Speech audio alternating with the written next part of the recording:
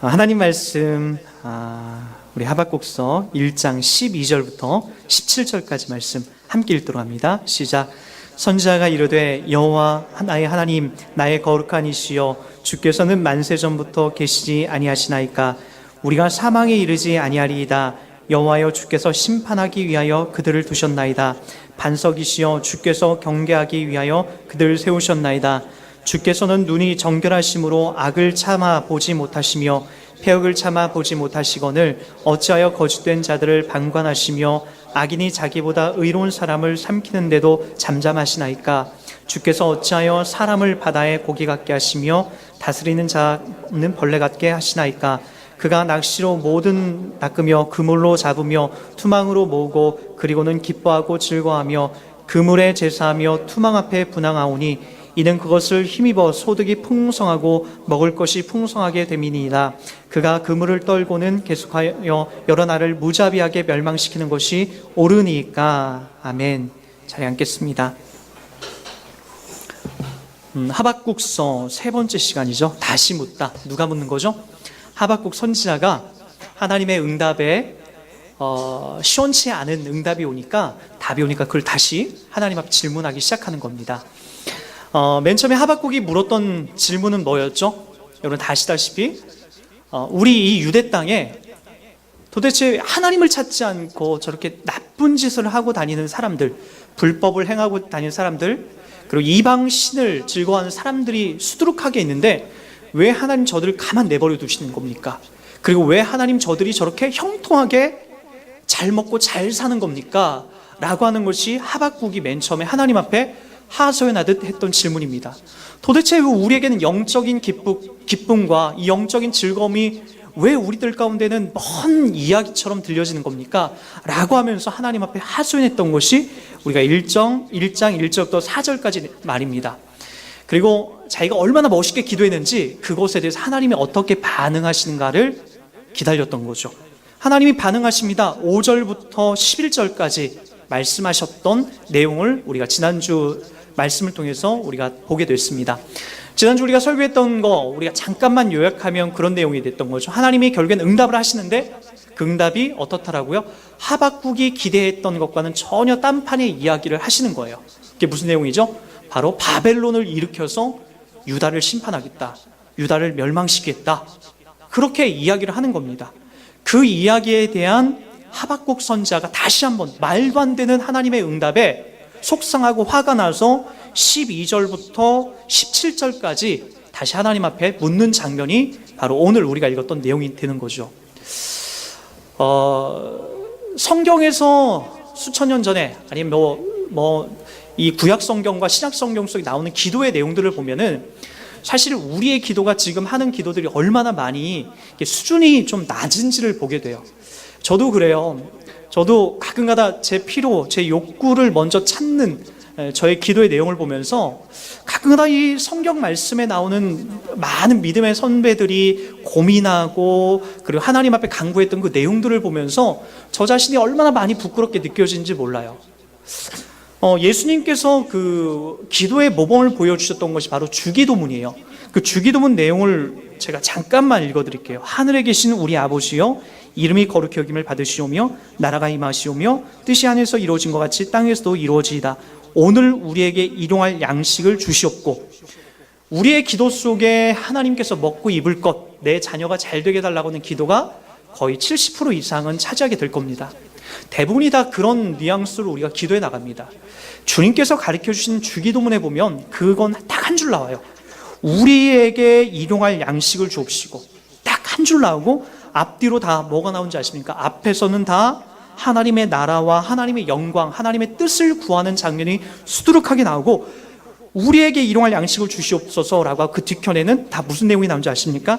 우리 죄를 사하여 주시옵고, 또 우리에게 다른 누군가가 나에게 잘못한 것을 용서할 수 있는 힘을 주시옵소서. 그리고 다시 한번 아버지 하나님께 영광을 돌리는 기도의 내용이 다 그렇게 흘러나오고 있더라는 거예요. 우리는 주님이 가르쳐 주신 이 모범적인 기도 내용에 이렇게 따라가려고 하지 않아요. 성경에서 이제 기도에 대한 많은 선배들이 했던 내용은 정말 진솔하고 솔직하거든요. 근데 우리의 기도는 참 많이 포장돼 있고 많이 기복적이고 야망적이고 내 욕심 채우는 것들이 되게 많아요. 가끔은 제가 자식을 키우면서 이런 부분에 깜짝깜짝 놀랍니다. 예전에 저희 자녀들이 한결이가 저에게 이렇게 했던 이야기는 아빠 주세요 정도가 다였어요. 아빠 장난감 사주세요. 아빠 밥 주세요. 아빠 아이스크림 주세요. 최근에 이제 어린이집에서 제가 데려오는데 깜짝 제가 아주 놀랄만한 이야기를 하는 거예요. 두 가지를 제가 듣고 놀랐는데, 그 전에는 하나는 아빠 하나님이 여기 있는 나무들 다 만드셨잖아요. 그치? 아빠도 사람도 하나님이 만드셨잖아요. 그래. 근데 하나님은 누가 만드셨어요? 네, 이런 얘기를 하는 거예요. 그리고 나서 또 언젠가는 또 어린이집에서 뭘 배운 것 같아요. 엄마 뱃속에서 너 난 거야. 이렇게 했더니 아니잖아 하면서 남자는 씨가 있잖아. 그럼 남자한테 씨가 있다라는 걸 이렇게 그 얘기를 하는 거예요. 깊어지는 거죠. 더 넓어지는 거예요. 사람이 나이가 먹고 그리고 세월이 흐르고 인생을 산다는 것은 뭐냐면은 더 넓어지고 깊어지는 거죠.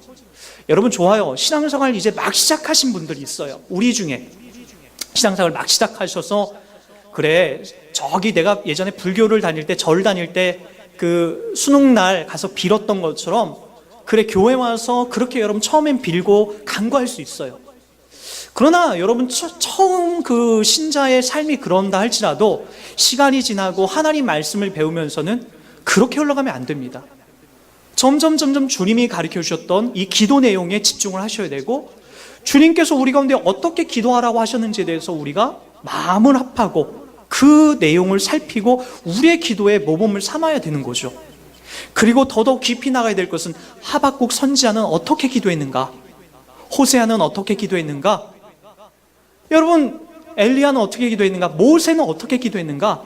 다윗은 어떻게 기도했는가? 성경을 보면서 여러분 따라가 보셔야 되는 거죠.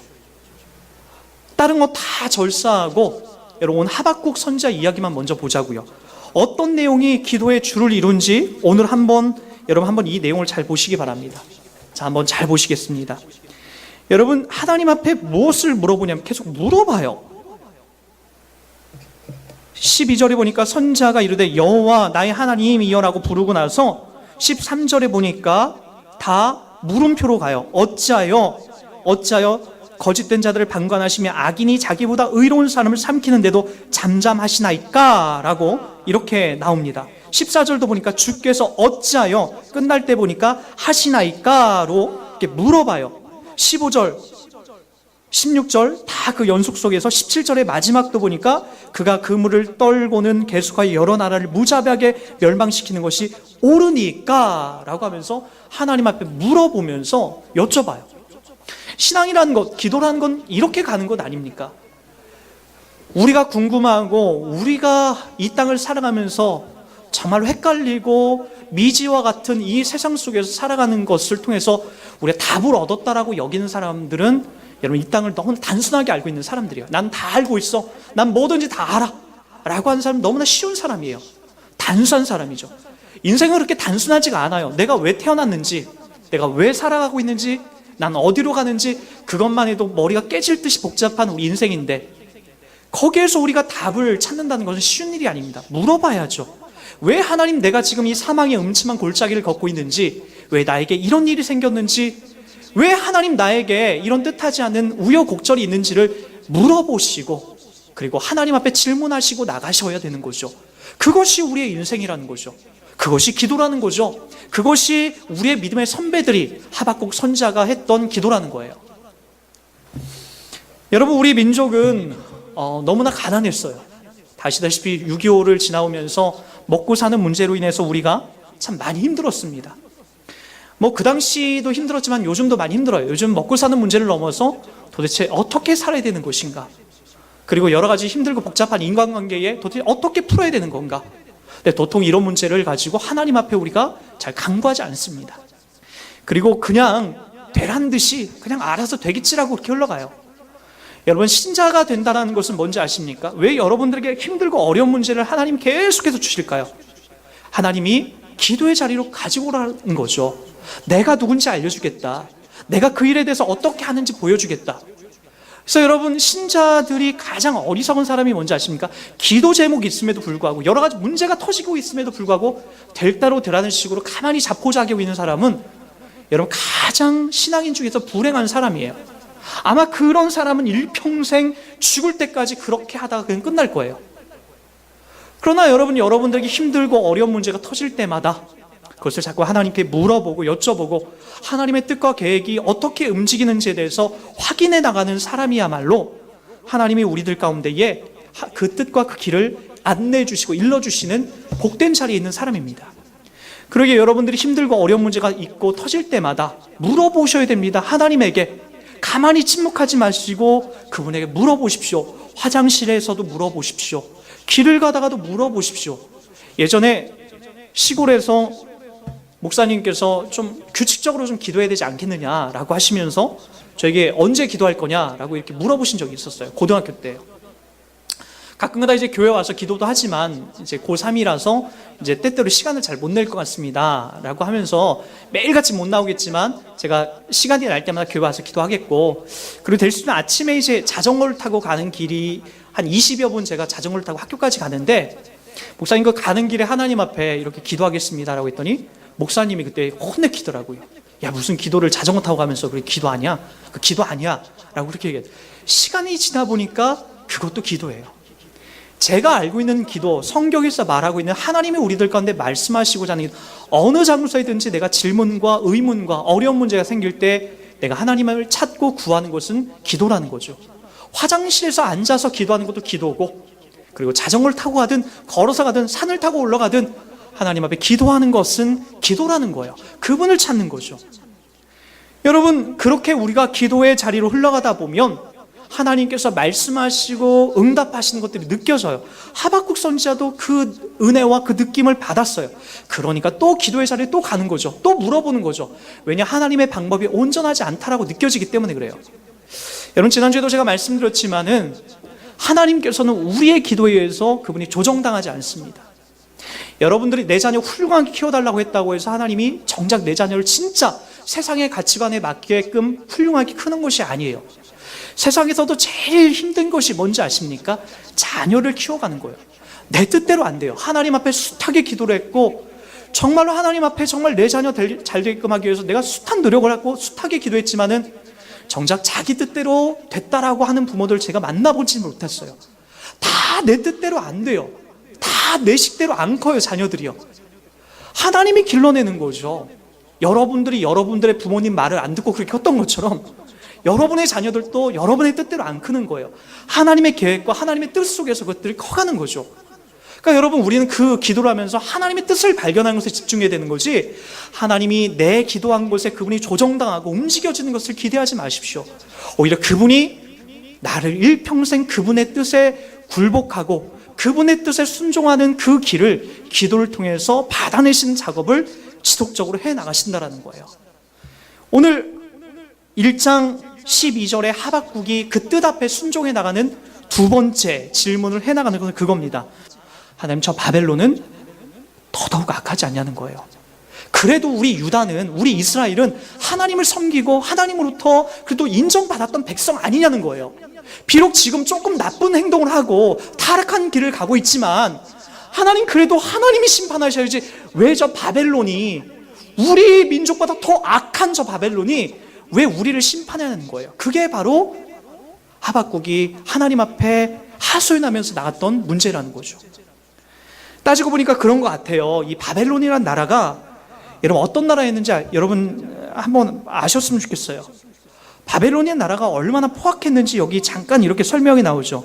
우리 한번 14절을 한번 보시기 바랍니다.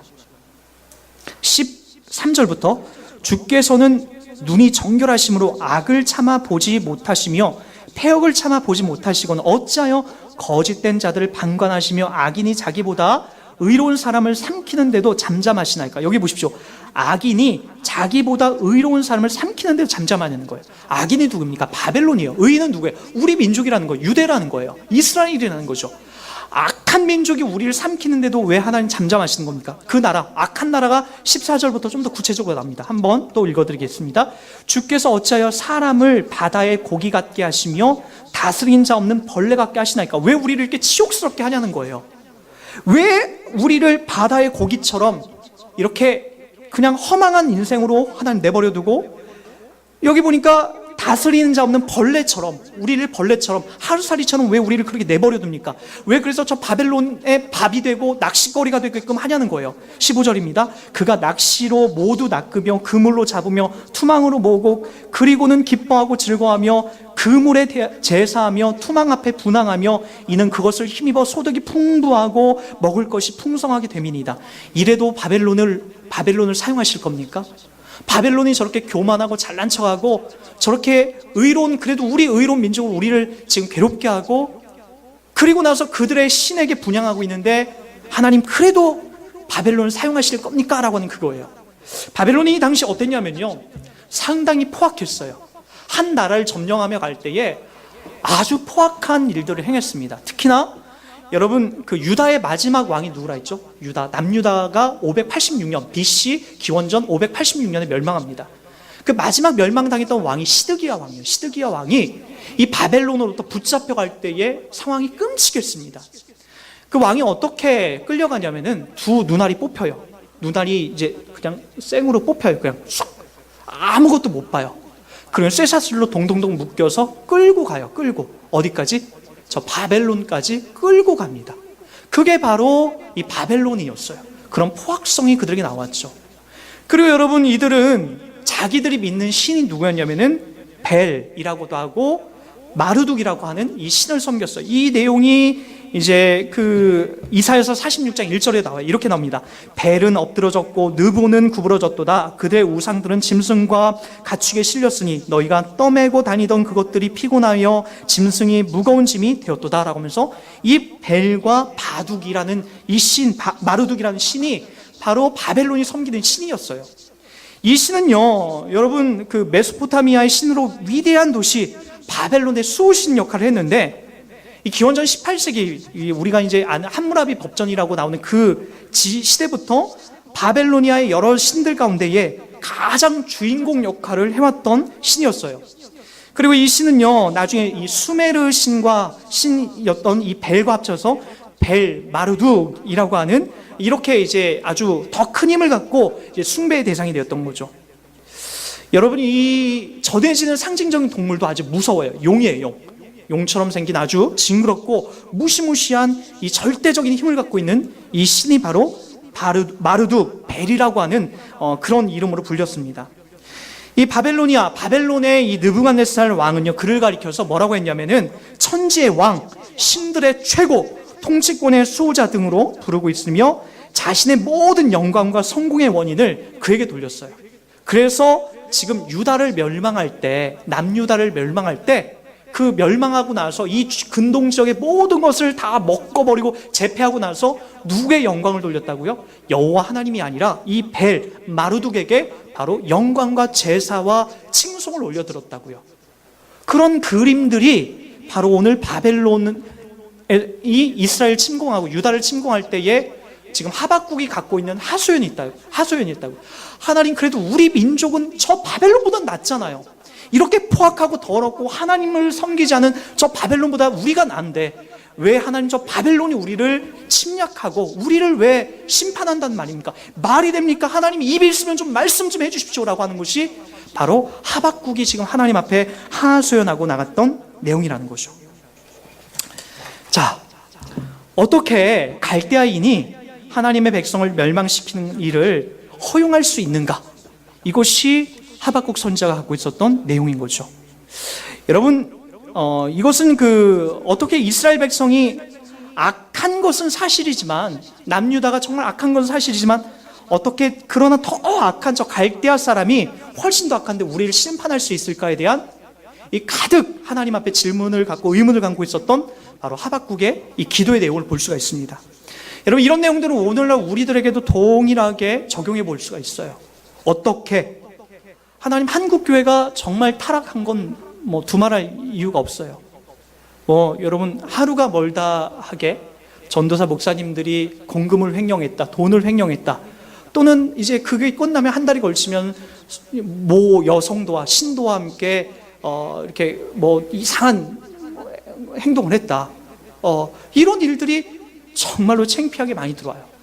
그걸 넘어서 이 교회 내에서는 뭐 며칠 전에도 제가 전화 한 통화를 받았는데 이런 내용이었어요. 목사님이 성도들을 담보로 인해서 돈을 다 끌어다 모여서 700석짜리 좌석을 이제 지으려고 했는데, 그래서 욕심을 더 내서 1200석 좌석을 더 확대한 거예요. 그러다 보니까 이제 교회가 부도를 맞기 시작한 거예요. 그러나 성도들이 보증을 썼던 그것 때문에 다 일괄적으로 각 교도소에 그 경찰 조사를 받고, 그리고 잘못하면 이제 수천만 원 또는 수억을 성도들 개개인이 물어주게끔 생기고, 못 갚을 경우에는 전과자가 되는, 구속되는 그런 일들이, 여러분 며칠 전에 우리 교단, 요 용인에 있는 한 교단에 그쪽에 있는 사역하는 이제 전도사님, 목사님으로부터 전화 받았던 내용이에요.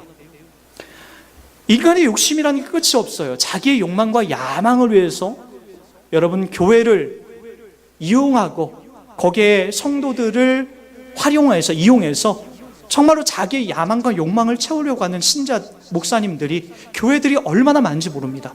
그것을 보고 자라온 성도들 역시도 도덕적으로 무감각하고 세상 사람인지 교인인지 모르는 똑같은 삶을 저 세상 속에서 살아내고 있는 것이 바로 우리들의 처지예요. 여러분, 이런 상황 속에서 우리가, 여러분, 교회가 무너지고 예배당 건물이 허물어지고 있는 이 절대절명의 이 가슴 아픈 현실 속에서 누가 득세하고 있죠?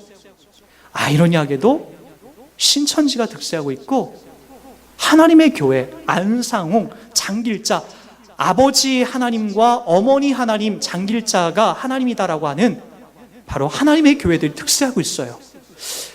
비산동에서 이쪽으로 오다 보면은 비산 레미안 아파트가 있어요. 거기에 보면은 그 입구 쪽에 하나님의 교회라고 하는 큰 교회가 하나 보여요. 거기가 과거에는 교회 건물이었던 거 아십니까? 예배당 건물이었어요. 예배당 건물. 근데 어느 순간 갑자기 하나님의 교회로 간판이 바뀌어 있더라고요. 십자가는 떼어져 있고. 제가 저희 처갓집에 자주 가는데 문산에서 문산 삼거리에서 꽤 큰 그 교회가 있어요. 빛과 소금의 교회라고, 아주 교회도 컸고 아주 괜찮았어요. 어느 순간 그 교회를 무리하게 인수했던 목사님이 그 교회 담임 목사님이셨는데, 그 목사님이 자살을 했어요. 너무나 우울증과 그리고 그 빚에 압박감에 쫓기다 보니까 그냥 정신을 잃고 나서 자살을 해버렸어요. 어느 날 거길 지나가다 보니까 교회 이름이 바뀌어 있어요. 뭘로 바뀌어 있나 봤더니 하나님의 교회로 바뀌어 있어요. 여기가 우리가 속상할 노릇이죠. 미치고 환장할 노릇이죠. 하나님, 그렇습니다. 우리 악해요. 목사님들 많이 타락했고 야망과 성공에 눈이 멀어서 성도들의 허주머니와 교회 예배당 크게 짓는 것에 눈이 멀어 있는 것 인정합니다. 성도들도 마찬가지예요. 세상에서 성공과 부귀라면 주일 좀 빼먹어도 되고, 그리고 하나님을 안 섬겨도 되는 정도로 여러분 하나님을 무시하는 듯한 행동을 여러분들이 살아가는 현장에서 많이 해요. 신자들끼리도 서로 눈이 맞아서 남자와 여자가 한 교회에서 타락하게 되는 일들도 부지기수로 많아요. 여러분, 그래요. 그렇게 타락했어요. 우리 잘못하고 실수하는 거 너무나 많아. 그래도 왜 신천지가 교회를 먹고 하나님의 교회, 우상을 숭배하는 그 교회가 그런 말도 안 되는 이단 우상들이 왜 기존에 있는 교회들을 먹고 삼키려는 거예요? 그게 우리들 가운데 헷갈리고 미칠 노릇이 되는 거죠. 그들은 뭐라고 하는지 아십니까? 거봐라, 안상홍이 진짜다, 장길자가 진짜다, 너네가 진짜였으면 이 건물이 왜 팔리냐, 그렇게 그들은 이야기하고 홍보하면서 다녀요. 이 바벨론 교회라고 해, 우리를 향해서요. 여러분, 이런 얘기 듣고도 원통하지 않아요? 가슴 아프지 않아요? 여러분, 저는 미치고 환장하겠어요. 저도 하박국처럼 그렇게 하나님 앞에 하소연해요. 그런 그림을 볼 때마다. 이게 무슨 일입니까, 하나님? 도대체 이게 웬 난리입니까? 도대체 하나님 어디에 계신 겁니까? 저도 그렇게 얘기해요. 저건 아니잖아요. 차라리 예식장 건물이 됐으면 됐지, 차라리 동네 문화센터가 됐으면 됐지, 아니 왜 신천지가 거기에 들어오고 왜 하나님의 교회가 거기에 들어와서 떵떵거리게 왜 그들 말대로에 부응하며 나가는지를 이해할 수 없는 거예요. 진짜 그들이 하나님인가? 우리가 그렇게 착각할 수 있더라고요. 여러분 개인적으로도 마찬가지죠. 저는 제가 훌륭한 사람이라는 걸 인정하지 않아요. 맞아요. 여러분도 그렇죠. 훌륭하지 않지만, 그러나 아무개는 하나님을 모르고 있고 나쁜 짓을 하고 있는 아무개는 하나님도 모르고 더 악하지 않습니까? 그런데 그 사람은 잘 돼요. 형통해요. 빚도 없어요. 더더욱 더 잘 되고 흥왕해요. 여러분, 그런 모습들을 보잖아요. 그게 오늘 우리가 이 시대를 살고 가면서 하나님 앞에 기도해야 될 내용들 아닙니까? 도대체 무엇이 잘못돼서, 어떤 문제가 있어서 왜 이런 일들이 우리 가운데 생기는지 이해할 수 없고 잘 모르겠다라고 하는 것, 바로 하나님 앞에 따지듯이 질문하며 나갔던 이 하박국의 이야기를 여러분 외면하지 마시고, 이 땅을 살면서 여러분들의 기도의 내용과 여러분의 기도의 질문거리를 삼으시면서 나가셔야 되는 거죠. 여러분, 그러나 우리가 이걸 꼭 알았으면 좋겠습니다. 우리는 이 하박국 선지자 역사를 이미 다 알아요. 그렇게 득세하던 바벨론, 눈알을 뽑아가고 정말 야만인처럼 많은 나라들 정복하면서 죽였던 그 바벨론이 결과적으로 이 근동 지역에서 몇 년을 힘을 썼냐면은 약 90년 정도, 90년 정도밖에, 70에서 90년이죠. 90년 정도밖에 힘을 쏟지 못하고 역사 속에서 점점점 쇠퇴합니다. 절대로 망하지 않을 것 같던 한 나라가 그렇게 멸망하는 거죠. 여러분, 하나님께서 왜 바벨론을 들어서 이스라엘을 힘들게 하고 왜 그들을 넘어뜨릴까요? 결국에는 하나님께서 계획하고 뜻하시는 역사와 뜻이 있기 때문에 그래요. 우리는 그걸 구체적으로 이거다 저거다 얘기할 수는 없어요. 그러나 분명한 것은 하나님의 뜻은 언제나 옳았습니다. 역사를 다 훑어서 지나온 지금 우리들이 이 세계사 역사를 보더라도, 여러분, 바로 이방신을 섬기고 그리고 그들의 힘을 의지했던 나라들은 여러분 역사 속에서 얼마 못 가고 다 끝난 것을 우리가 다 볼 수가 있었습니다. 하나님의 뜻과 하나님의 계획은 언제나 옳은 거예요. 여러분, 그래요. 우리는 잘 몰라요. 우리의 한계는 늘 무지하고 연약한 그 자리에 있기 때문에 하나님의 그 심오하고 깊은 뜻을 이해할 수가 없게 되는 거죠.